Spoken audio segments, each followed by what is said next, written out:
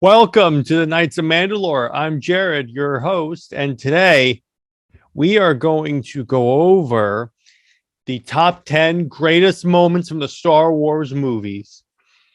So let's begin, shall we? I've been trained in your listing arts by Nerd Stash. Trying to do something funny with that. But anyway, all right, so number 10. I'm actually going to share my screen for this. I think that'll make it a little more fun if you guys can follow along with me. All right. Anakin versus Obi-Wan. Duke it out in one of the best fights of the movie. Yes.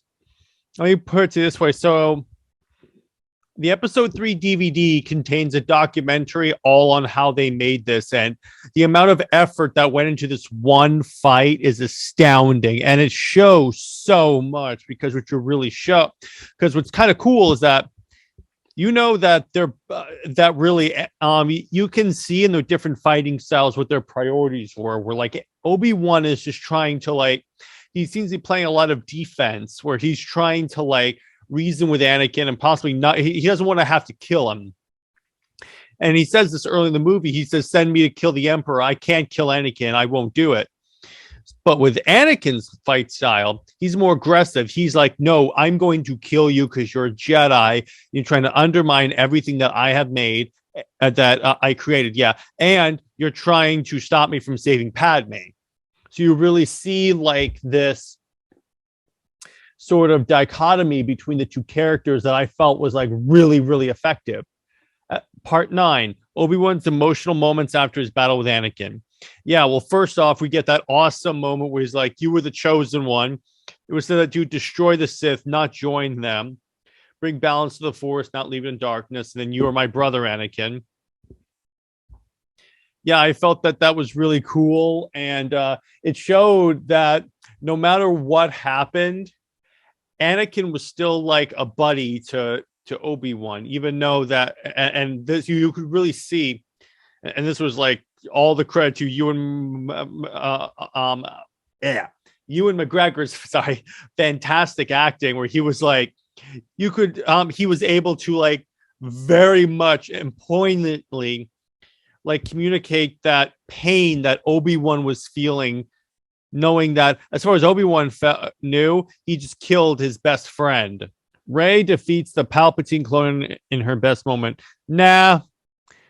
The only cool part about this was hearing the badass, what was it? Voices of all the different Jedi that came before her. But once again, nah, this is really dumb. Just because it was okay, so it's a Palpatine clone, and I really hate how Rey was.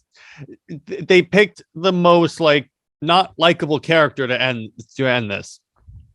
The fight scene between Rey and Kylo. I kind of like this, but again, I'm not a fan of the sequel trilogy. Jyn Erso and Cassian Andor die. I like this because once again, it says it here, the marketing for Rogue One never once gave us any indication that these characters were all going to die. It's like, oh geez, they literally kill off the entire team, completely. And then this leads to the greatest Darth Vader moment of all time, where he is, in the hallway, and I love how they frame the scene. It's completely pitch black. You just hear the breathing, and then he's illuminated by the lightsaber turning on, and then he just annihilates this rebel squad that's supposed to stop him. And I'm like, oh, he's throwing him all around with the Force. It's really, really cool. Then we have the iconic Battle of Hoth.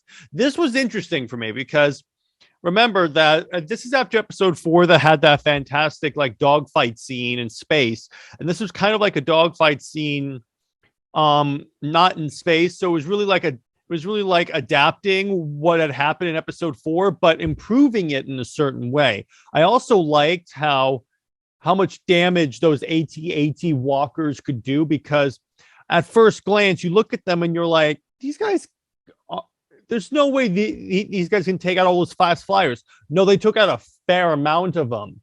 They really showed how dangerous the Empire is, even though they walk around these clunky walkers. That's one of my big regrets from Battlefront 2 is that we can't pilot these. At least if we can, it's a power up and all that. I would have liked that a lot better if we could. Vader reveals he is Luke's father in this iconic Star Wars scene. Yes, this was interesting because they built up Vader as the one that killed all the Jedi, killed even Luke's father, and even Obi-Wan basically said so in Episode 4. And then it was the idea that no, this villain that you've been that you've been hunting for so long, he is your father. And then we get the whole it's just a certain point of view. And I love that in the Lego game. I love how they do in the little Lego game because it's like Darth, because this is before they had the everyone talks in Lego games.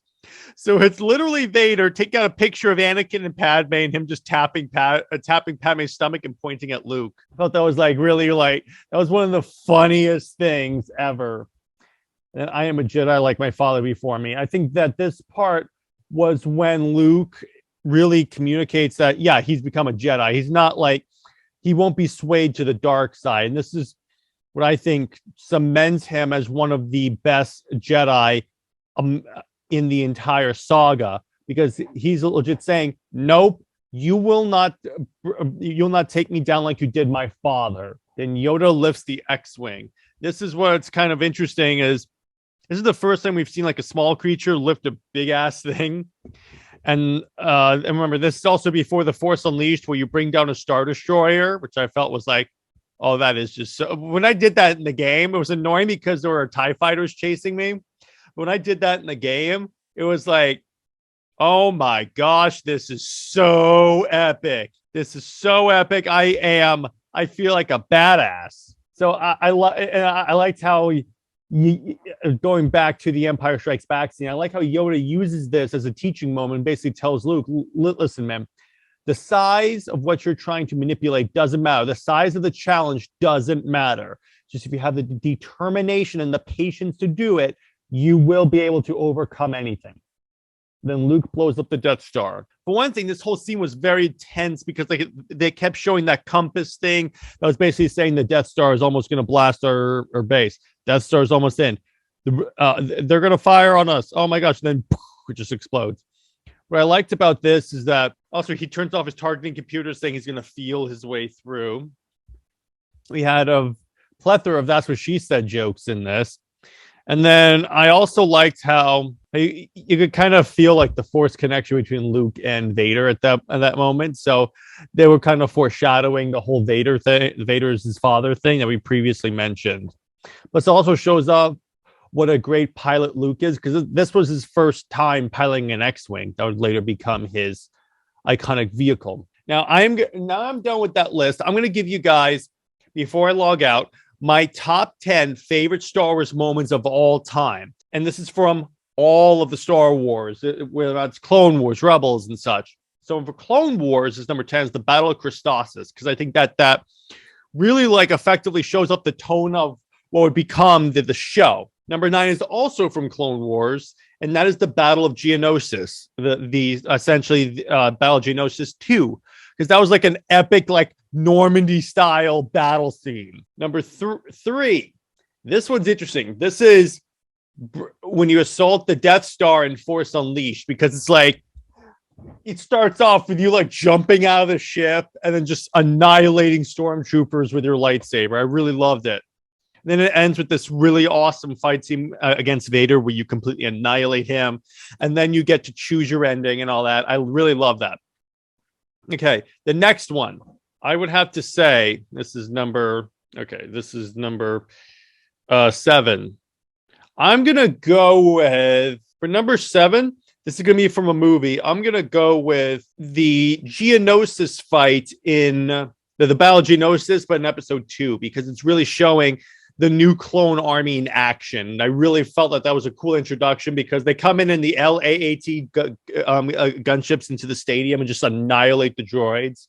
Number 6, my 6th favorite Star Wars moment of all time is Yoda fighting Count Dooku in that Geonosian hangar, because it's like him, like you see him, he's like walking in on the cane, and then he's like jumping off walls like a jumping bean, and I'm like, wait a second, shouldn't you be like this? But no, that was really cool. Okay, number 5. And this one is from, I would say, the Fallen Order game is when you build your lightsaber, the double-bladed one that can separate, because I think that what that showed, that's Cal Kestis becoming a full-fledged Jedi. Yes, he gets knighted, but that's when he overcomes the doubts within himself and he's able to finally move on from like the guilt from what happened to his master. And he's finally able to like embrace who he is as a Jedi and take that role of resisting the Empire. I felt that that was a really cool, very heartfelt scene.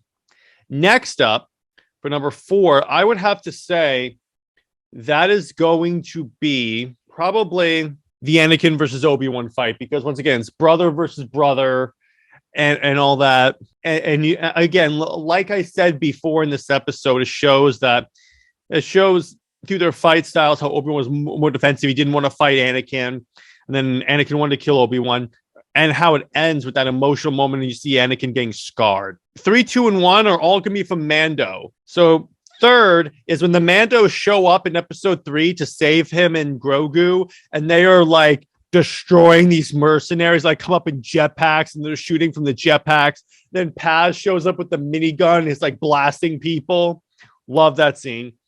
Number 2 is when Boba Fett returns in the armor and he like destroys that stormtrooper squad, takes out the transport and the rocket, and then the transport he hit crashes into the other one. They both crash. And then Mando goes, "Nice shot." Then Boba goes, "I was aiming for the other one." Now, my number 1 favorite scene that I'm surprised was not on this list, probably because it's just the movie, so okay, was Luke Skywalker coming back at the end of Mando season 2. So that was after the travesty that was episode 8. That I consider a character assassination, a franchise assassination on Star Wars, but a character assassination on Luke Skywalker. He shows up and he's like, he literally, like in episode 8, when he goes, "What do you expect me to do? Run out there with a laser sword against the whole First Order?" He does that. He just annihilates these droids that the Moff has been building up as like invincible killing machines. And they even like almost destroy Mando, and he like annihilates the Luke. And then I love how before they reveal it's Luke Skywalker, which when the X-Wing comes in, you should pretty much know it's Luke Skywalker, but before they reveal it, like immediately before that, they zoom in on Gideon's face and he looks scared as hell. So I'm like, oh, it's got to be someone powerful around this time. Which Jedi are alive at this time? And then it clicked on me and I was like, oh no, oh. And then you see the green lightsaber. As soon as I saw that green lightsaber, I was like, oh my gosh, it's Luke. Green lightsaber in all black. And then I loved where he gets his hallway scene. And then the part that made me cry, I'm man enough to admit this, was when the doors open, he lifts the hood, and then you get the Star Wars theme, the dun, dun, dun, dun, dun, dun. That was like, it was like, nope, Luke's back, baby. I was like, oh, thank God. Thank you, Favreau and Filoni. You guys are the best. So those are my top 10 favorite Star Wars moments, and this list top 10 favorite Star Wars moments. If you guys have any favorites that you want to talk about, drop them in the comments. DM us at Comics League 2021 on Instagram, and shoot us an email at comicsleague2020@gmail.com. You can find us on the website, comicsleague.com. It'll all be in the description. And you can also shoot me a DM on Twitter at Justice Lord 114 and tell me how wrong I am about my moments. Anyway, I hope you guys enjoyed this video. I will see you next week. And remember, Han shot first, McClunky.